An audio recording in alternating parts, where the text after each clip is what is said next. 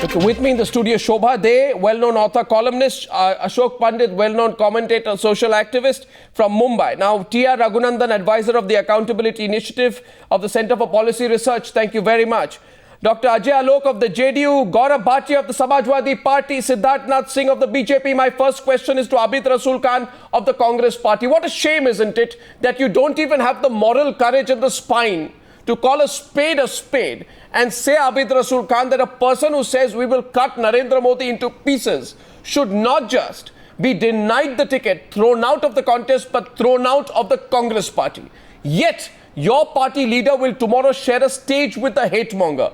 Is this all that you have to say? A party which takes a position on Pramod Mutalik one day, goes and endorses a hate monger of another kind the next day. This is going to cost you votes, isn't it, Abid Rasool? Arnab, first of all, I would like to say that we have already condemned it, the party. No, the condemnations don't matter. No, the condemnations are empty. I understand. Thank you. Let me complete it. Yeah. The second part of your question about endorsing him and sharing a stage and all that is very speculative, and it is far-fetched thoughts which are coming to you. Anyway, there is nothing speculative. Don't give me standard replies on this one. The fact of the matter is, will you repeat? No, 1 minute. I want you to repeat, Abid Rasool Khan. Abid Rasool Khan, I want you as a Congress spokesman to repeat what your party candidate has said. You tell me, you repeated what he has said. People want to hear you say that. I would... No, repeat it. The point here is... No, repeat it. Repeating or endorsing is never a... Who's asking you? You are making him a candidate. Obviously, you are endorsing. Does any difference between the two, Shobha? Is there any difference between the two? Arnab, we have very strongly condemned it. What condemned at the highest level, at the lowest level. No, what highest level, lowest level? You continue to keep him a candidate. You are obviously endorsing him. What do you think, Shobha? No. Shobha De, one second. Let's get some reaction. Shobha De. The point here is... Shobha De. These condemnations, sir, are completely empty and meaningless. They have absolutely no logic, no conviction behind it.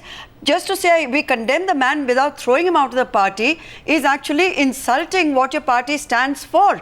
This is hooliganism at its worst. The man is talking like a street thug. A street urchin. A street urchin, a street thug. He is using abusive language. He is threatening to cut up someone into pieces, a national leader. And you're saying you condemn it? Well, demonstrate how you're planning to condemn it by throwing the man out. Are you willing to do it? Absolutely. No, you're not. No, nobody.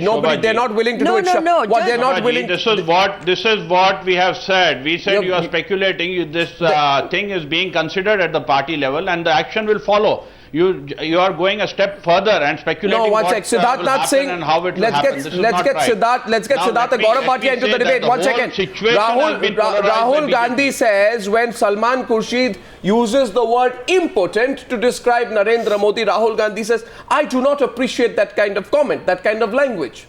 Now why does Rahul Gandhi appreciate this kind of language? Siddharth Nath Singh, the Congress spokesperson, says he condemns. He has. Siddharth, let's get Siddharth. Well, Arnab, I don't. Well, this is not an isolated case. We must understand why Rahul Gandhi is not taking any action when he had come. Within 6 hours, he rebuffed Salman Khurshid on the comment that he made that Narendra Modi is important. Now the issue is, for last 1 year, by design we are seeing that the Congress wants to move this 2014, which is very unfortunate, this 2014 election into secularism versus communalism. Well, what has secularism versus communalism got to do with today's issue? You have. What does secularism? 1 minute. Now. Abid Rasool Khan, a minute, please. Abid Rasool Khan, a minute, please. Let everybody come in. 1 second. I know you are on the defensive. I know you have no answers, and I know heart of heart tonight, you are feeling guilty and embarrassed at the fact that you're having to support a hate monger on national television. But Mr. Rasool, please let the others complete what they are saying. Siddharth, please complete. Of course you are. Not letting me put forward my view at all. Let the others speak. Siddharth, complete. The reason why I'm saying that they want to move towards secularism versus communism because of a particular community's vote bank so as to polarize. Now, if you see in last 1 year, beginning from Jaipur, Mr. Shinde making a comment, RSS and BJP running terror camp, then Sonia Gandhi coming up with a Zehar ki kheti, then Digvijay saying something, Salman Khurshid attacking 2002, taking it, ignoring what the apex court has said. All those things, if you take, by design they want to polarize the election, and this is particularly, again, before Rahul Gandhi goes to Sahajanpur tomorrow, is to polarize the impact, and Mr. Rahul Gandhi is willing to share the dais with a hitmonger and support them. This is the level which this 2014 election has been brought, now, particularly when Muzaffarnagar riots are just not too old. We all are still living under the Muzaffarnagar riots. It's a very sensitive issue in UP. And UP, unfortunately, with the Samajwadi Party and the tacit understanding of Congress, is spreading this polarization. Abid Rasool Khan, 1 minute, 1 minute. The charge is very direct today. 1 minute. Just a minute. The charge is very direct. Gaurav Bhatia wants to come in, Ajay Alok wants to come in. Let's do a first round, please. The charge being made on the Newshour is simple. Gaurav, I'm coming to you next. The charge is this, that the Congress party is doing Muslim vote bank politics. Now, I'll say it very directly. I don't want, I think we need to talk straight. You're doing Muslim vote bank politics. This man is on record saying, 1 minute, Mr. Rasool, are you going to stop me? Is this a democratic country? Please let me complete. Every time I say 4 words, your hand goes up. Please let me complete, please. You see, the charge against the Congress Siddharth is putting is that this is Muslim vote bank politics. This man says 2 things. He says, वहाँ गुजरात में 4% मुस्लिम vote थे. I don't know if that statistic is correct. हमारे यहाँ पे 22 या 27, I don't know, 40% Muslim vote है. And then he says, वो यहाँ पे आए तो बोटी कर देंगे उनकी. In other words, it means we will chop him into tiny pieces. Now, I'm embarrassed at having to repeat what he has said.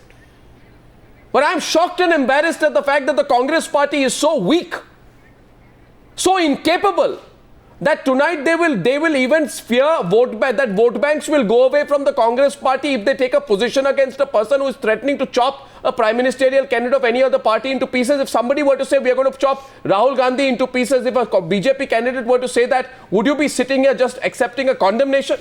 Ask yourself. Gaurav Bhatia, let me bring you in. Gaurav Bhatia, what do you think, Gaurav? Is this vote bank politics?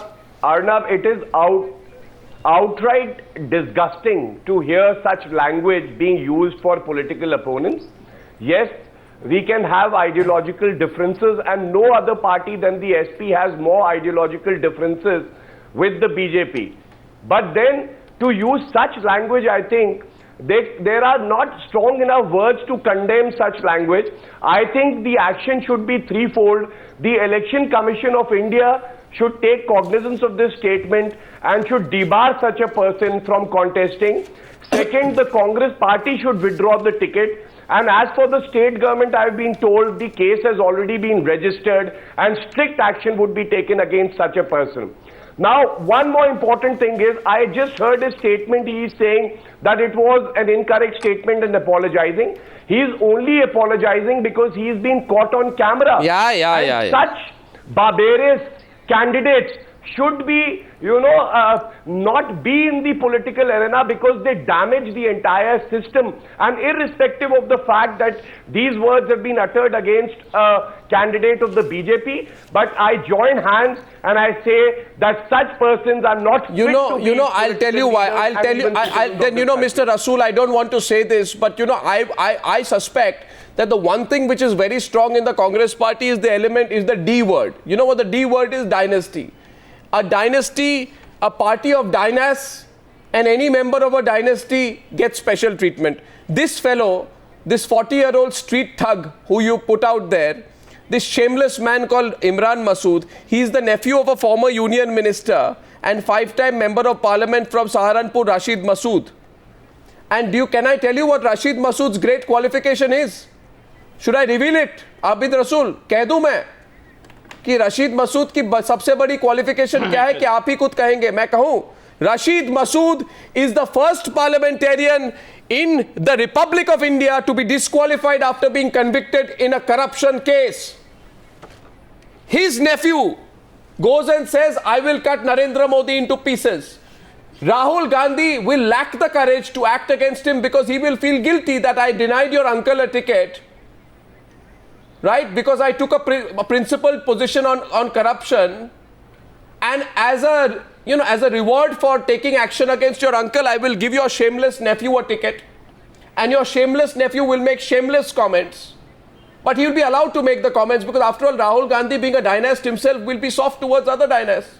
Am I right, Abid Rasool? Arnab, am I right? You are speculating. What is speculating? Is he not? No, where is the speculation? You are speculating. You are presuming. Which is the speculation the here? Whole course of action yourself on this channel. No, what is we have told you very clearly. We have condemned the statement. No, what? Don't keep repeating the word condemnation. Does the condemnation work, Ashok Pandit? No, does you hear from Mr. What is the condemnation? Mr. Rasool, seized of the matter. Mr. Rasool, with the point you are trying to make, the point which you are trying to make here, I am telling you, has been accepted that what he has said is wrong. That is the stand of the party. And how is that Mr. Rahul Gandhi is brought into this? Mr. Rasool, I want to ask you a very simple question. Time and again that we do not stand by this. Mr. Rasool, I want to ask you a very simple question as a common man of this country. That what is the Gaurav one sec. What is the difference between Mr. Masood's statement of threatening and terrorizing and the terrorists who issue statements like Dawood against the people in this country? What is the difference between a terrorist issuing a statement and your person who's standing on the election there? It is terrorizing. It is politics of terrorism. You have gone to the lowest ebb. Exactly. You have gone to the lowest ebb of politics. Let me answer you. You are threatening people, Mr. Rasool. And it's high time that your leader, your high command, pulls up this man and throws him out of the party only to create confidence in the minds of a common man who's a voter of this country. Or a man who talks about high moral like Rahul Gandhi or Sonia Gandhi should take action against this man. Yes, okay, fine. No, but the Congress party has not disowned the comments. The Congress party has not. Let me answer, Mr. Pandit.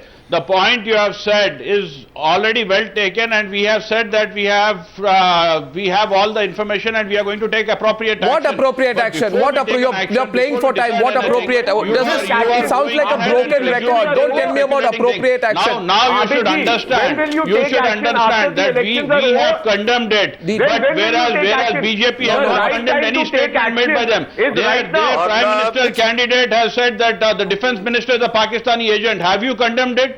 There Subramaniam Swamy has said that all the Muslims have to stay at second-class citizens. Have you condemned it?